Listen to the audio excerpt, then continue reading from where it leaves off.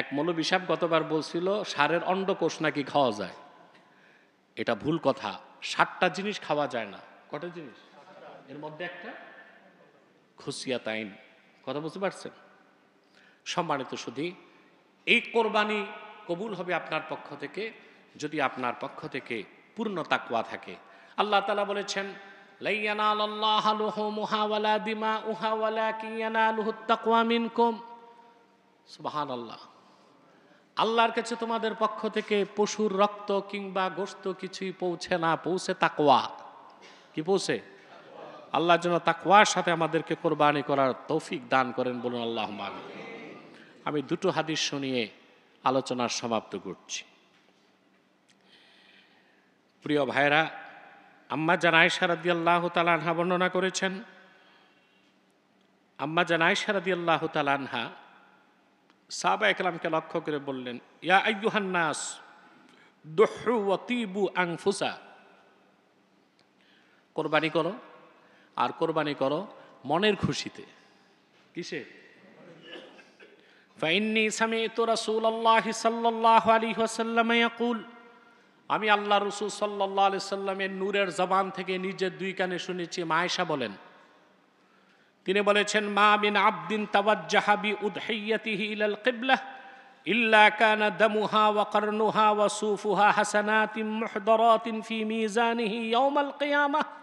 আমার উম্মতের যে কোনো ব্যক্তি মনের খুশিতে যদি পশু ক্রয় করে আল্লাহর সন্তুষ্টির জন্য কিবলামুখী করে, তাহলে জবাই করার পর কাল কিয়ামতের দিন হাসর ময়দানে এই পশুর রক্ত, গোশত, পশম সব মিজানের পাল্লায় ওজন দেওয়া হবে, তাকে পুরস্কার দেওয়া হবে।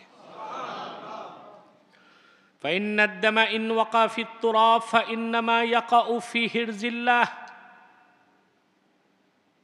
মানুষ তো দেখে পশু জবাই করার পর রক্তগুলো মাটিতে পড়ে, কিন্তু আসলে রক্তগুলো আল্লাহর কাছে বিশেষ জায়গায় সংরক্ষিত থাকে। হাত্তা ইউয়াফিয়াহু সাহিবাহু ইয়াউমাল কিয়ামা। আল্লাহ কিয়ামতের দিন এর প্রতিদান তাকে দান করবেন, বলেন সুবহান। আরেকটি হাদিস ইমাম তিরমিজি রওয়ায়াত করেছেন, ওয়া খাররাজাহু তিরমিজি আইজান আনহা আন্না রাসূলুল্লাহি সাল্লাল্লাহু আলাইহি ওয়াসাল্লাম ক্বাল, মা আমিলা আদামিয়্যুম মিন আমালিন ইয়াওমান নাহরি আহাব্বা ইলাল্লাহি মিন ইহরাকিদ দাম। আম্মা জান আয়েশা রাদিয়াল্লাহু তাআলা আনহা বর্ণনা করেছেন, আল্লাহ রাসূল সাল্লাল্লাহু আলাইহি ওয়াসাল্লাম ইরশাদ করেছেন, আমার উম্মতের কোন মানুষ ইয়াউমুন নাহার কোরবানির দিন আল্লাহর কাছে সবচেয়ে প্রিয় যে আমলটা করে ওইটা হচ্ছে ইহরাকুদ দাম, কোরবানি করা। সুবহানাল্লাহ বলবেন। ইন্নাহা লাতাতি ইয়াউমাল কিয়ামাতি বিকুরুনিহা ওয়া আশআরিহা ওয়া আজলাফিহা। কিয়ামতের দিন হাসর ময়দানে যার কোরবানি কবুল হবে, সুবহানাল্লাহ, এই কোরবানির পশুটা শিং, পশম এবং খুর এসব কিছু নিয়ে উপস্থিত হবে। সুবহানাল্লাহ। ওয়া ইন্নাদ দামা লা ইয়াকাউ মিনাল্লাহি বিমাকানিন ক্বাবলা আন ইয়াকা ইলাল আরদ। আর জমিনে কোরবানির পশুর রক্ত পতিত হবার আগে আল্লাহর কাছে সংরক্ষিত বিশেষ জায়গায় রক্ত ঝরে। ফাতিবু বিহা নাফসা। অতএব কোরবানি করো মনের খুশিতে। সুবহানাল্লাহ। করব তো ইনশাআল্লাহ। আল্লাহ আমাদেরকে কবুল করুক, মঞ্জুর করুক, বলুন আল্লাহুম্মা আমিন। দিচ্ছি যে গরিব মানুষ কোরবানির পশু কিনছে, বুঝলেন? পশুটা যদি হারায় যায় বা মারা যায়, তখন কি তার উপর আবার পশু কিনতে হবে কিনা? কিংবা পশু একটা হারায় যাওয়ার পর আরেকটা কিনছে, এখন কোরবানির দিন আগেরটাও পাইছে, তখন কি করতে হবে, ঠিক না? এই ব্যাপারে দুরুল মুখতার, যেটা ফাতুয়া শাফিতে মতন হিসেবে এসেছে, সেখানে স্পষ্ট এসেছে, ওয়ালাউ দল্লাত আও সুরিকাত ফাশারা উখরা ফাজাহারাত ফাআলাল গানিয়্যি ইহদাহুমা ওয়া আলাল ফাকিরে কেলাহুমা। যদি কোনো ব্যক্তি পশু কিনে কোরবানি দেবার জন্য, বুঝতে পারছেন, এখন পশুটা চুরি হয়ে গেছে বা হারায় গেছে,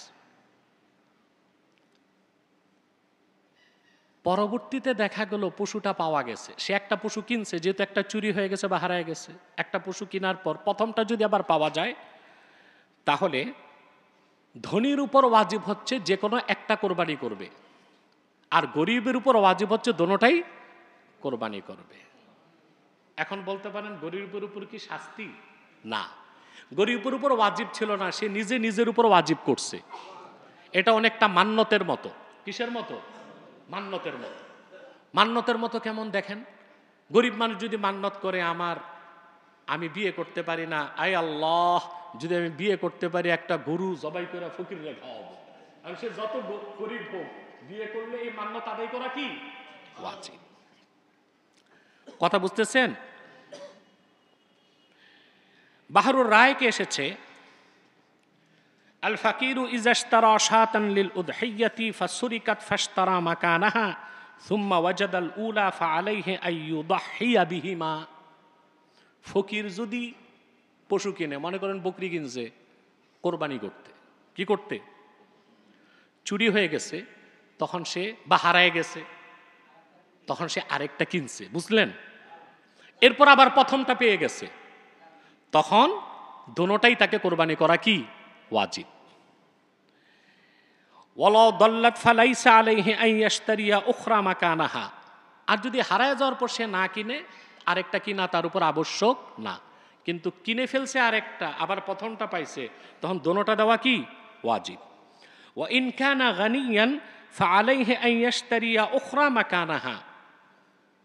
আর যদি ধনী হয়, তো যদি মারা যায় ধনীর কোরবানির পশু বা চুরি হয় বা হারায় যায়, আরেকটা তাকে কিনতে হবে। কিন্তু ধনী যদি হারায় যাওয়ার পর আগেরটা আবার পায়, তখন দুইটাই তার উপর কোরবানি করা ওয়াজিব না। কথা বুঝতে পারছেন? আল্লাহ তাআলা আমাদেরকে সহিহ সমাজ দান করুক, বলুন আল্লাহুম্মা আমিন।